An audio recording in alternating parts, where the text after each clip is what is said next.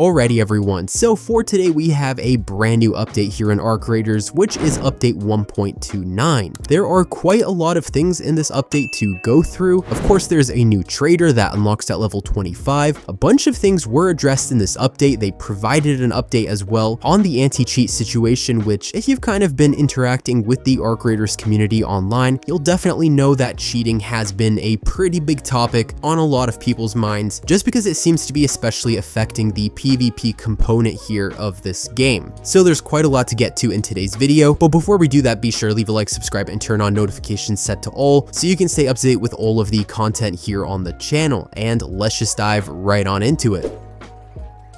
So first things first here, the major highlight of the update is the brand new trader, who is a nomadic envoy named Ermal who has made camp in Speranza. Basically, he brings with him a range of interesting stuff from topside. If you've reached level 25, you can barter high value Arc materials and any stockpiled rare weapons in exchange for lucrative offerings. The first thing is expanded stash space, which does reset if you depart on an expedition. And then the next thing is expedition vault access, which enables you to safely store up to 5 of your most important items for retrieval post-expedition. Ermal also offers a variety of stuff that will rotate weekly, so each week you can check in and kind of see what's new, but among those things you can get cosmetics, blueprints, raider tokens, gameplay items, progression items, including stuff for the current raider project, so that should definitely be helpful if you can't find certain things or you're struggling to get some stuff and you really need to finish that project. For the first week, you're going to be able to get a single stash expansion and 5 expedition vault spaces, and these are just there to gather initial feedback and give the devs a chance to work with the prices before they kind of start adding more stuff. And then they said that offers will rotate in and out, so if you miss something this week, check back maybe the week after, that, whatever it may be. It might show up in a future week.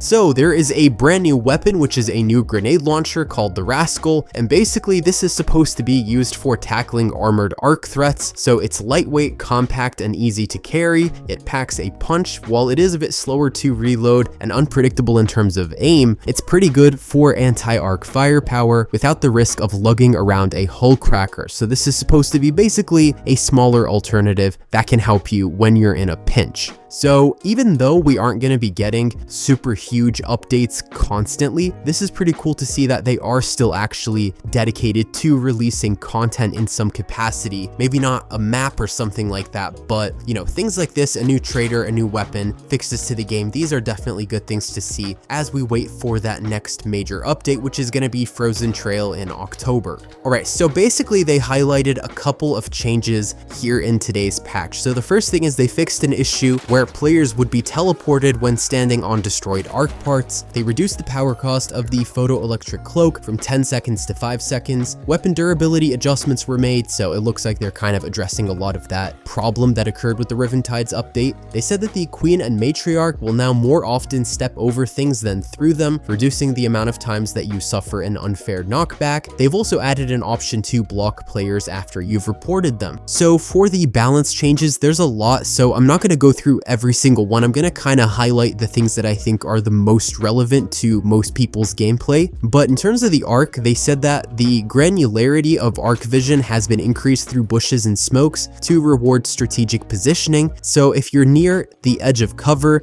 you should be easier to spot, but those deeper in foliage or behind smoke are going to be harder to detect. And then they also improved how Arc perceives sound in open outdoor spaces while reducing their sensitivity to sounds in indoor environments and those passing through geometry. In terms of fireflies, they've also improved how they apply fire, so basically the effect now matches the visuals more closely, and if you briefly touch the fire, it's not going to be as punishing as before. For the Rocketeer, basically the missiles that they shoot are going to be consistently spread out over a large area to prevent an unfair situation when multiple missiles hit the exact same location. So augments, they basically, what they're trying to do here is to focus on the underperforming augments for the most part. They're just trying to basically make it so that, for instance, the Tactical Mark III augment offers more utility in line with its place as a support focused augment, and then for the Combat Mark III, they're trying to make it more viable as a flanking combat augment. So here's a big one here, weapon durability. Obviously everybody knows that what happened in Riventides was not very popular. You know, they changed the durability on a lot of things. It made made it more difficult to repair things. People didn't really like it, so the devs here said that it was clear that the durability changes were too much on some weapons. So for this update, they're going to be fixing the worst offenders that seem to break too quickly, increasing their lifetime to bring them in line with other weapons. So the weapons that were affected by this new durability change, basically their lifetime increases were on average around 20% more, some of them up to 30%. The Renegade, for instance, a 54% lifetime increase, but the weapons that were basically fixed here are the Pharaoh, Anvil, Canto, Osprey, Renegade, Torrente, Bettina, and Jupiter. And they said here that they're going to continue to listen to feedback and monitor any pain points that come up around durability. So not everything was adjusted, but you know, this is something that is definitely better than nothing.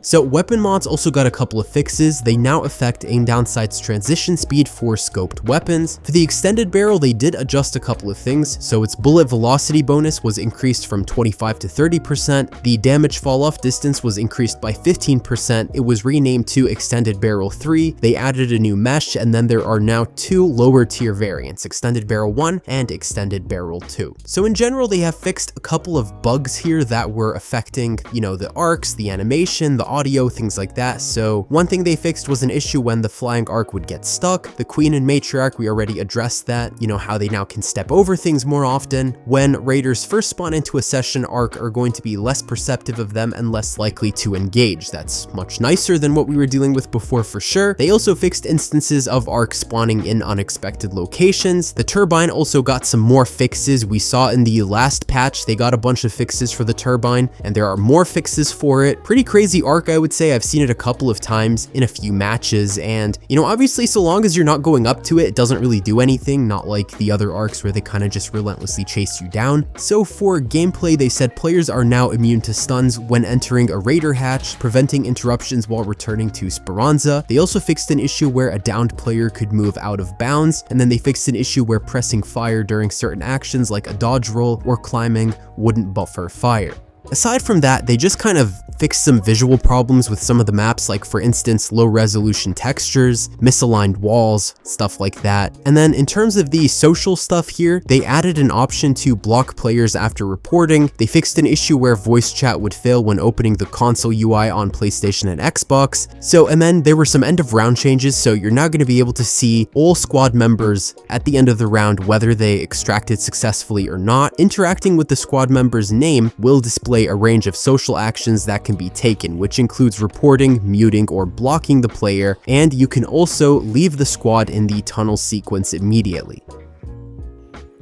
So there are some known issues as well. These things are not fixed yet, but they will be fixed in a future patch, probably one of those smaller patches we're going to be seeing some of these things getting fixed. So for instance, opening the console menu while matchmaking causes matchmaking to be cancelled for PlayStation and Xbox. They said the Sandville outfit scarf might appear stretched with longer hairstyles clipping through. When you walk near the wall of the Pilgrim's Peak building, you can fall from the map. Successful extraction music plays in the background when the new trader introduction video is shown to players after they return to the main menu. Characters in the squad walk screen may fail to appear under certain circumstances. The Delabra is not dealing damage to training dummies on the practice range. And then there's a couple of other things, you know, localization issues. In some cases, purchases don't work. The Firefly sometimes just disappears after going idle and then drops an incendiary grenade. The Shredders might float to the ceiling in some of the rooms of a hidden bunker. The Leaper can just jump through the arc turbine, these sorts of things. They know about them, but they're going to be fixed later. And then finally, the update on security and anti-cheat. So they said recently in their Ensuring Fair Play article that they're going to continue to improve their anti-cheat solutions. They said following a positive rollout in the finals, the Nuvo anti-cheat will also come to Arc Raiders starting on May 19th, initially to a limited player pool with plans to expand after close monitoring. It's not clear who that limited player pool is going to be and why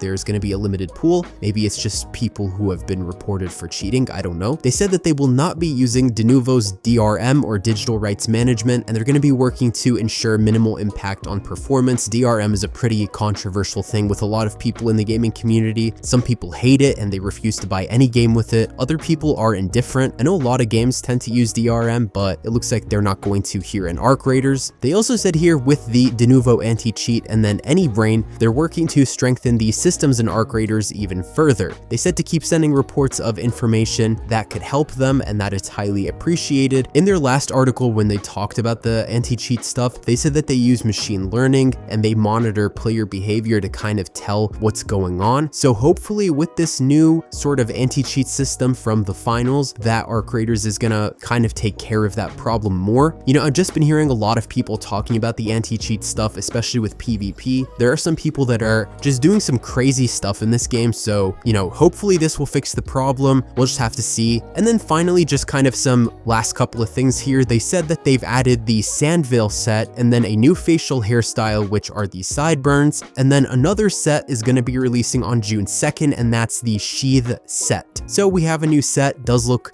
pretty interesting, kind of looks like something you'd see in Dune or really just any kind of sci-fi style. I do like the newer skins. I definitely think they're an improvement over the beginning of this game. But yeah, let me know what you guys think in the comments below about this update, how you're feeling about all the stuff here in update 1.29. Leave a like, share, subscribe, and turn on notifications set to all so you can stay up to date with all of the content here in the channel. And that's all for today, folks.